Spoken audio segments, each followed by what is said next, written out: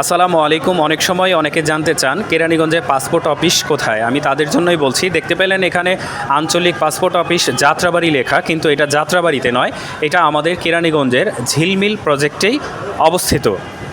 দেখতে পাচ্ছেন এই হচ্ছে পাসপোর্ট অফিস।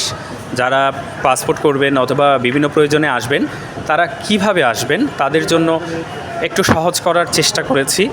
এই হচ্ছে পাসপোর্ট অফিসের অবস্থান। এখানে বিভিন্ন নির্দেশিকা দেওয়া আছে, আপনারা কিভাবে জমা দেবেন, কি করবেন, আপনাদের করণীয় এবং বর্জনীয় সব কিছুই এখানে দেয়া আছে। এখানে আপনার কোনো অভিযোগ থাকলে এখানে জানাতে পারবেন, অথবা সহায়তার প্রয়োজন পড়লে তাও এখান থেকে পাবেন। সেই নির্দেশিকাই এখানে সাইনবোর্ড আকারে দেয়া আছে। এবার বলে দিচ্ছি আপনারা কিভাবে এখানে আসবেন। আপনারা কেরানীগঞ্জের যে কোনো জায়গা থেকেই প্রথমে কদমতলিতে আসবেন। কদমতলি থেকে আপনি অটোতে অথবা লেগুনাতে এখানে আসতে পারবেন। এই হচ্ছে কদমতলির দিক, মাত্র 5 মিনিটের দূরত্ব।